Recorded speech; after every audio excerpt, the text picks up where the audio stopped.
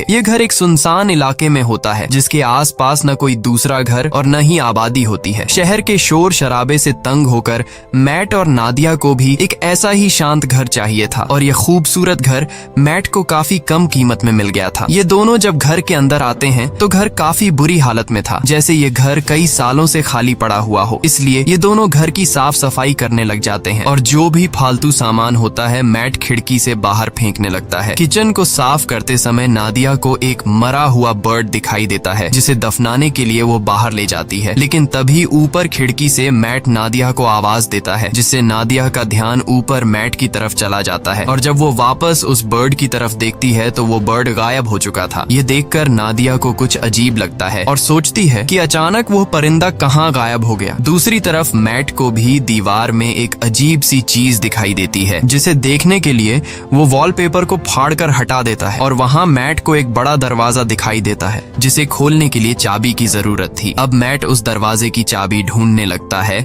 और उसे बाहर फेंकी गई कबाड़ में चाबी मिल जाती है, जिसके बाद वो चाबी को दरवाजे के होल में डालकर दरवाजा खोल देता है। यहाँ नादिया भी पहुंच जाती है। ये दोनों देखते हैं कि अंदर एक काले गहरे अंधेरे वाला कमरा है और जैसे ही ये दोनों उस कमरे के अंदर जाते हैं तभी बाहर की लाइट्स अचानक ब्लिंक करने लग जाती हैं। ये देखकर इन दोनों को कुछ गड़बड़ महसूस होती है और इस प्रॉब्लम को दूर करने के लिए मैट कहता है कि हमें एक इलेक्ट्रिशियन को बुलाना चाहिए। ये कहकर वो वहाँ से चला जाता है और नादिया उस रूम के पास अकेली रह जाती है। नादिया अब सोचती है कि उसे इस रूम में जाना चाहिए या फिर नहीं, लेकिन फिर नादिया को कुछ अजीब सा डर महसूस होता है, इसलिए वो भी मैट के पीछे चली जाती है। इस तरह से रात गुजर जाती है और अगले दिन नादिया एक इलेक्ट्रिशियन को कॉल करती है। कुछ देर बाद लाइट्स ब्लिंक होने की प्रॉब्लम को दूर करने के लिए एक इलेक्ट्रिशियन आता है जो कि घर की लाइट्स को चेक करते हुए नीचे बेसमेंट में पहुंच जाता है और वहां का नजारा देखकर वो हैरान रह जाता है क्योंकि पूरा का पूरा बेसमेंट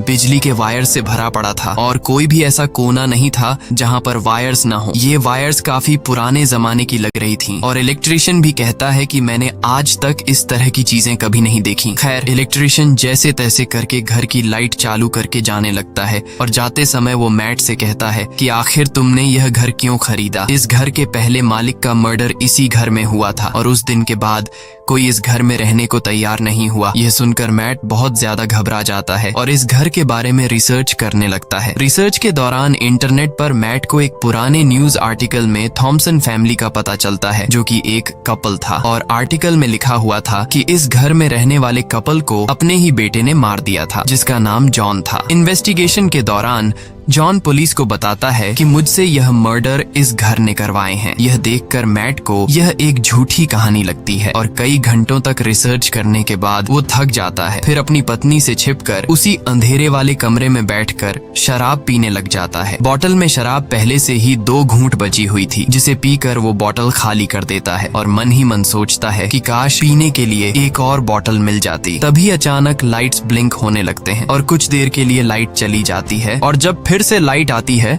तो उसके सामने एक शराब की बोतल पड़ी होती है। ये देखकर उसकी आंखें खुली की खुली रह जाती हैं और जब वह उस बोतल को हाथ लगाकर चेक करता है तो उसे पता चलता है कि यह एक असली बोतल है, यानी कि यह रूम किसी भी इच्छा को पूरी कर सकता है। अगली सुबह नादिया नींद से जागती है। वो देखती है कि मैट यहाँ पर नहीं है, इसलिए वो मैट को ढूंढने उस रूम में जाती है। वहाँ जाकर वो देखती है कि पूरा रूम कीमती पेंटिंग्स और नई चीजों से भरा हुआ है और मैट बहुत ही ज्यादा खुश है। मैट नादिया को बताता है कि इस रूम में किसी भी विश को पूरा करने की ताकत है। वो नादिया से कहता है कि तुम्हें जो भी चीज चाहिए बस अपने दिल से मांगो और वो तुम्हारे सामने हाजिर हो जाएगी। ये सुनकर नादिया को मैट की बातें एक मजाक लगती हैं, इसलिए वो मैट पर हंसने लगती है, लेकिन मैट कहता है कि तुम एक बार ट्राई तो करो। तब नादिया कहती है अच्छा ठीक है, मुझे इस वक्त जॉब की जरूरत है तो मैं वो मांग लेती हूँ। तब मैट उसे समझाता है कि ये रूम जॉब नहीं दे सकता, तुम इससे कोई चीज मांगो। जिसके बाद नादिया आंखें बंद करके $1000 की विश करती है और पलक झपकते ही उनके पास $1000 आ जाते हैं। लेकिन अब भी नादिया को पूरी तरह से यकीन नहीं होता, इसलिए वो दोबारा $1 मिलियन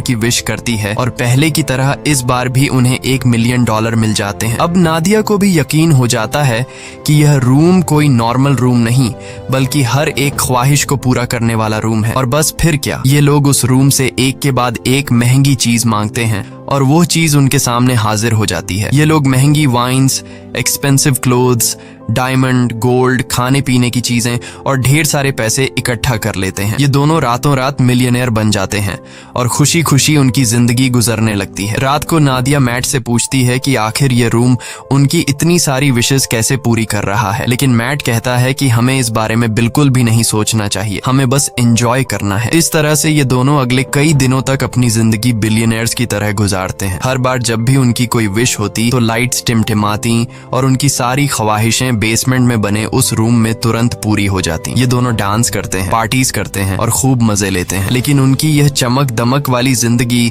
अब कुछ ही दिनों की मेहमान थी और अब उनके बुरे दिन शुरू होने वाले थे। वैसे तो यह रूम हर एक चीज दे सकता था, पर एक चीज जो इन दोनों की जिंदगी की सबसे बड़ी ख्वाहिश थी और वो चीज उन्हें रूम दे भी सकता था, लेकिन ये दोनों रूम से उस चीज को मांगने के लिए तैयार नहीं थे। और वो चीज कुछ और नहीं बल्कि एक बच्चा था। एक दिन मैट नादिया को बच्चे का एक झूला गिफ्ट करता है, जो कि इस बात का इशारा था कि हमें बच्चे के लिए ट्राई करना चाहिए। मैट नादिया को समझाता है कि हमें एक बार फिर से कोशिश करनी चाहिए, लेकिन नादिया इसके लिए तैयार नहीं होती क्योंकि पहले भी उसके 2 मिसकैरेजेस हो चुके थे। अब नादिया परेशान हो जाती है। काफी देर तक सोचने के बाद वो इस रूम में जाकर एक बच्चे की विश करती है और बच्चा उसे मिल भी जाता है। जब मैट आकर नादिया को बच्चे के साथ देखता है तो वो बहुत गुस्सा हो जाता है और नादिया को डांटने लगता है कि तुम्हें बिना परमिशन के बच्चे को नहीं लेना चाहिए था। इस बात पर इन दोनों के बीच काफी देर तक बहस होती है। नादिया कहती है कि उसने यह शॉर्टकट इसलिए अपनाया ताकि मिसकैरेज या लेबर पेन की तकलीफें उसे न झेलनी पड़े। वो कहती है कि हम दोनों इस बच्चे के साथ बहुत खुश रहेंगे, पर मैट इस बच्चे को एक्सेप्ट करने के लिए तैयार नहीं था और वो नादिया से कहता है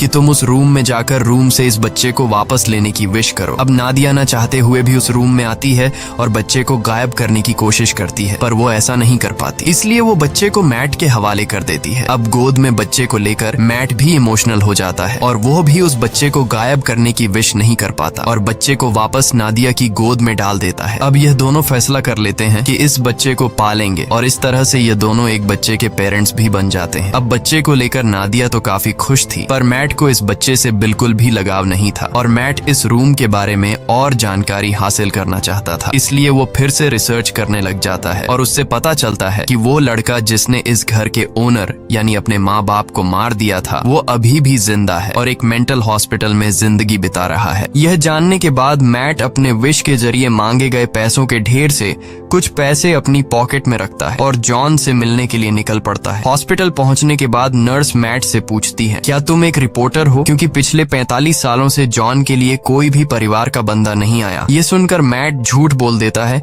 कि मैं भी एक रिपोर्टर हूँ। कुछ देर बाद जॉन आता है। जॉन बूढ़ा हो चुका था और जॉन पीछे वाले टेबल पर बैठकर मैट से कहता है, मुझे तुम्हारा ही इंतजार था। ये सुनकर मैट को कुछ अजीब लगता है और वो डायरेक्ट जॉन से पूछता है कि तुम इस रूम के बारे में क्या जानते हो और तुमने अपने मॉम डैड को क्यों मारा? तब जॉन कहता है कि मैंने अपने पेरेंट्स को नहीं मारा बल्कि उस रूम ने मुझसे यह करवाया। इसके बाद जॉन मुस्कुराते हुए कहता है, मुझे पता है कि तुम अभी मजे कर रहे हो, खूब खाना पीना, महंगे कपड़े और एंजॉय, लेकिन जल्द ही इसकी कीमत तुम्हें चुकानी पड़ेगी। और जॉन मैट से कहता है, जितनी जल्दी हो सके इस घर को छोड़ दो। मैट को जॉन की दिमागी हालत ठीक नहीं लगती, इसलिए वो उसे वहीं पर छोड़कर घर लौटने लगता है। रास्ते में वो पेट्रोल पंप पर गाड़ी में पेट्रोल डालने के लिए गाड़ी खड़ी करता है। पेट्रोल डलवाने के बाद जब मैट एम्प्लॉई को पैसे देने के लिए जेब में हाथ डालता है तो उसके हाथ में पैसों की जगह राख निकलती है। यह देखकर वो परेशान हो जाता है और दूसरी जेब से एम्प्लॉई को पैसे पकड़ाकर सीधे घर पहुंचता है और सोचने लगता है कि जाते हुए उसने ढेर सारे पैसे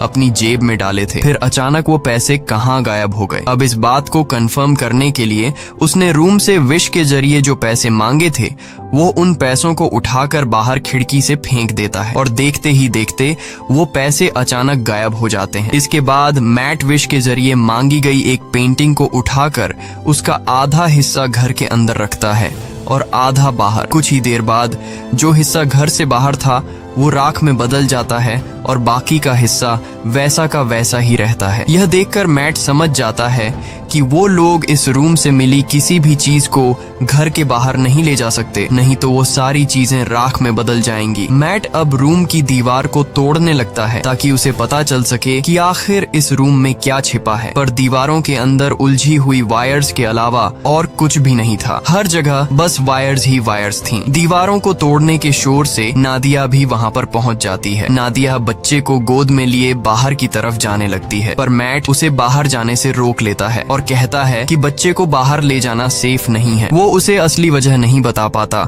मगर खुद उसे पता चल चुका था कि जो कुछ भी उस कमरे से विश के जरिए मांगा गया है, उसे यहाँ से बाहर निकालने पर वो खत्म हो जाएगा। लेकिन मैट के मना करने के बावजूद भी नादिया बच्चे को बाहर ले जाती है। बाहर ले जाते ही बच्चा जोर जोर से रोना शुरू कर देता है और उसका कलर बदलने लगता है। यह देखकर नादिया भी चिल्लाने लगती है। नादिया की आवाज सुनकर मैट दौड़कर उसके पास जाता है और दोनों को उठाकर घर के अंदर ले आता है। और अब हम देखते हैं कि वो छोटा बच्चा अब छोटा बच्चा नहीं रहा, बल्कि वो कुछ ही सेकंड में 8 साल का लड़का बन चुका था। यहाँ मैट नादिया को सारी सच्चाई बता देता है कि वो रूम हमारी हर विश को पूरी कर सकता है, पर हम उसकी दी हुई चीजों को घर से बाहर नहीं निकाल सकते, वरना वो चीजें पुरानी होकर राख में बदल जाएंगी। ये सुनकर नादिया को बहुत दुख होता है और अब ये दोनों डिसाइड करते हैं कि इस बच्चे को घर में ही रखेंगे, कभी भी बाहर जाने नहीं देंगे, नहीं तो वो मारा जाएगा। इस तरह से दिन गुजरते हैं। नादिया बच्चे को घर के अंदर ही सब चीजें सिखाती है। वो उसे अपना बेटा मानती है और इस बच्चे का नाम रखती है शेन। शेन बाकी बच्चों से काफी अलग था। वो किसी की भी बात नहीं मानता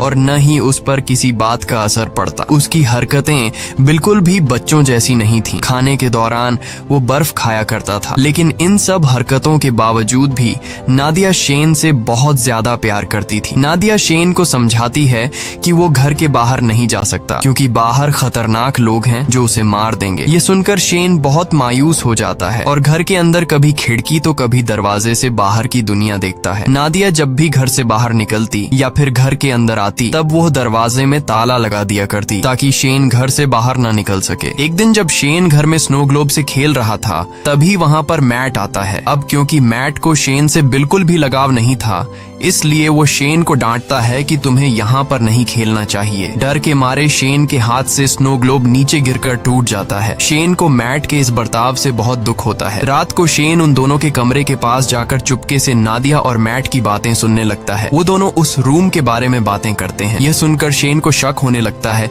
कि जरूर उस रूम में कुछ ऐसा है जिससे मैं अनजान हूँ। वो सोचता है कि पता नहीं यह दोनों मुझे क्यों घर से बाहर नहीं जाने देते और उस रूम से दूर रहने को कहते हैं। इसलिए शेन टॉर्च उठाकर घर की जांच पड़ताल करने लगता है और आगे बढ़ते हुए वो सीधा बेसमेंट तक पहुंच जाता है, जहां ढेर सारी उलझी हुई वायर्स थीं। उन सब से गुजरते हुए आखिरकार वो उस रूम तक पहुंच जाता है और यहाँ उसे सारा राज पता चल जाता है। रात भर पूरे घर में लाइट्स ब्लिंक होती रहती हैं, पर मैट और नादिया नींद में होने की वजह से कुछ नोटिस नहीं कर पाते। अगली सुबह जब मैट की आंख खुलती है तो उसे अपने बगल में एक नया स्नो ग्लोब पड़ा हुआ दिखता है और इसके साथ ही टूटा हुआ ग्लोब कुछ दूरी पर उसे दिखाई देता है। ये देखकर वो परेशान हो जाता है कि आखिर ये नया ग्लोब किसने बनाया। मैट सीधा नादिया के पास जाता है और उसे जगाकर पूछता है कि क्या तुमने इस ग्लोब को उस रूम से विश करके मांगा, जिस पर नादिया कहती है नहीं, मैंने इस ग्लोब की विश नहीं की। तभी उसी वक्त लाइट्स को ब्लिंक होता देखकर वो समझ जाता है कि ये सारा काम शेन का है। ये दोनों तेजी से उस रूम की तरफ भागते हैं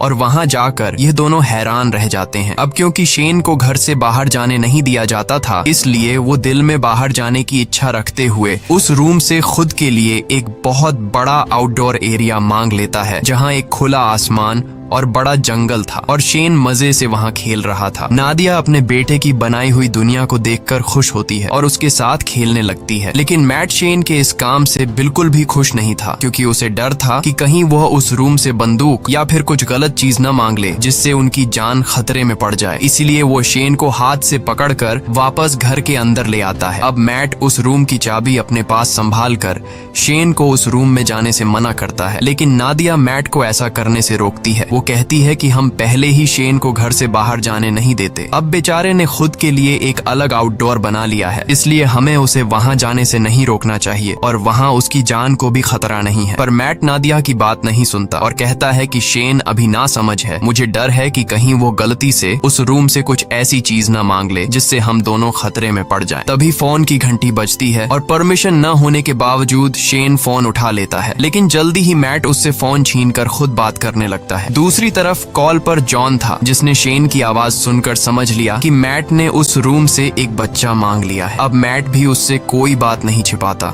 और कहता है कि हम इस बच्चे से अपनी जान कैसे छुड़ाएं। इधर किचन में रखे दूसरे फोन से नादिया इन दोनों की सारी बातें चुपके से सुनने लगती हैं। जॉन उसे अपनी सच्चाई बताता है कि मैं भी उस रूम से विश के जरिए मांगा गया हूँ। वो बताता है, मैंने अपने पेरेंट्स को इसलिए मारा क्योंकि मुझे भी बाहर की दुनिया देखनी थी, लेकिन जब मैं घर से बाहर निकलता तो मेरी उम्र बढ़ने लगती। और जब मैंने रूम से पूछा तो उसने मुझे बताया कि अगर तुम्हें इस घर से बाहर निकलना है तो तुम्हें उस इंसान को मारना होगा जिसने विश करके तुम्हें मांगा है। इसीलिए मैंने विश करने वाली औरत को मार दिया और उसके साथ उसके हस्बैंड को भी मार दिया। यही वजह है कि आज मैं जेल में हूँ। वो मैट को बताता है कि मेरी और शेन की कहानी एक ही है। अगर तुम्हें शेन को बचाना है और उसे बाहर की दुनिया दिखानी है तो तुम्हें उस इंसान को मारना होगा जिसने शेन को विश करके मांगा था। अब अगर शेन को विश करके तुमने मांगा है तो तुम्हें अपनी कुर्बानी देनी होगी, और अगर तुम्हारी वाइफ ने शेन को मांगा है तो फिर तुम्हें उसे मारना होगा। और ये सारी बातें दूसरी तरफ कॉल पर नादिया भी सुन रही थी। नादिया ये सारी बातें सुनकर बहुत ज्यादा दुखी हो जाती है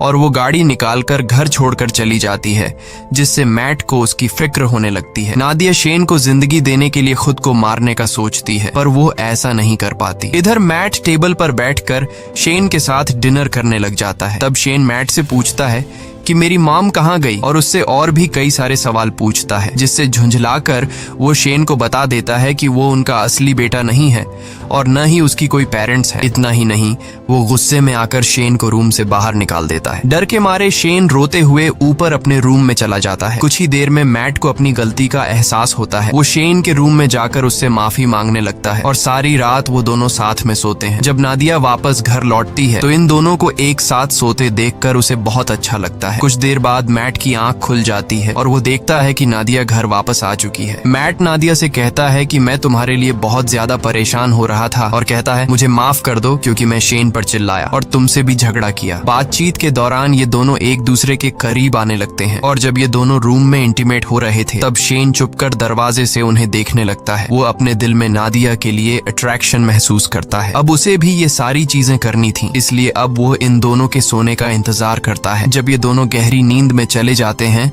तब शेन चुपके से आकर मैट की पॉकेट से घर के बाहर जाने की चाबी चुरा लेता है। अगले दिन सुबह मैट और नादिया फ्रंट डोर को खुला देखकर समझ जाते हैं कि शेन घर से बाहर निकल गया है, इसलिए उन्हें डर था कि कहीं वो मर न गया हो। लेकिन तभी घर के एक अलग हिस्से में शेन को देखकर दोनों हैरान हो जाते हैं, क्योंकि शेन अब जवान और ताकतवर हो चुका था। वो अपने पेरेंट्स की तरफ गन पॉइंट करके उन्हें धमकाता है। तब नादिया उसे समझाने की कोशिश करती है। इसी बीच मैट शेन पर हमला कर देता है और दोनों में फाइट होने लगती है। लेकिन उनकी फाइट के दौरान नादिया को धक्का लगता है, जिससे वो नीचे गिरकर बेहोश हो जाती है। कुछ देर बाद मैट उसे जगाते हुए बताता है कि शेन को गलती से गोली लगने की वजह से वो मर गया। ये सुनकर नादिया रोने लगती है। मैट उसे तसल्ली देकर वापस घर में ले आता है, और यहाँ आता है कहानी में सबसे बड़ा ट्विस्ट, क्योंकि अभी जो मैट नादिया को उठाकर घर लेकर गया वो असल में मैट नहीं बल्कि शेन है। इधर दूसरे रूम में जहाँ उनकी फाइट हुई थी,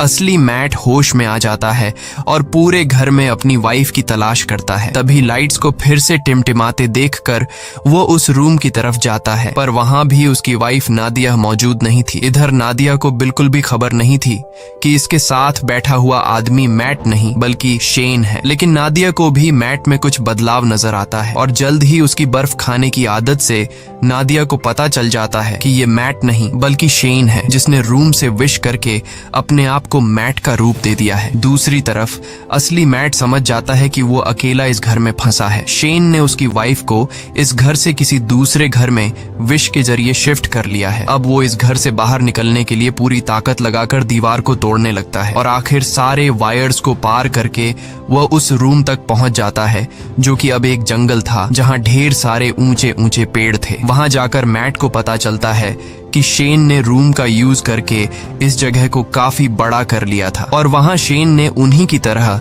एक डुप्लीकेट घर भी बना लिया था। वो यह भी समझ चुका था कि शेन ने उसका रूप नादिया को किडनैप करके इस डुप्लीकेट घर में रखने और अकेले में उसके साथ फिजिकल होने के लिए किया था। ये ख्याल आते ही अपनी बीवी को वापस पाने के लिए मैट उस जंगल में दौड़ते हुए फाइनली उस डुप्लीकेट घर के अंदर पहुंच जाता है, जहां शेन नादिया के साथ जबरदस्ती करने की कोशिश कर रहा होता है। मैट को अंदर आते देखकर शेन फिर से लड़ाई के लिए तैयार हो जाता है। अब यहाँ नादिया भी पहचान नहीं पाती कि असली मैट कौन सा है, क्योंकि वो दोनों बिल्कुल सेम टू सेम थे। और यहाँ ये दोनों नादिया से कहते हैं कि मेरे साथ चलो। अब नादिया समझदारी से काम लेते हुए शेन का नाम लेती है, जिसे सुनते ही शेन उसकी तरफ देख लेता है और नादिया को समझ आ जाता है कि यह शेन है। जिसके बाद वो शेन को धक्का देकर नीचे गिरा देती है। जमीन पर गिरते ही वो अपने असली रूप में आ जाता है। उधर मैट और नादिया रूम से बाहर निकलने की कोशिश करते हैं, पर निकल नहीं पाते, क्योंकि शेन ने रूम से उनके इसी घर में फंसे रहने की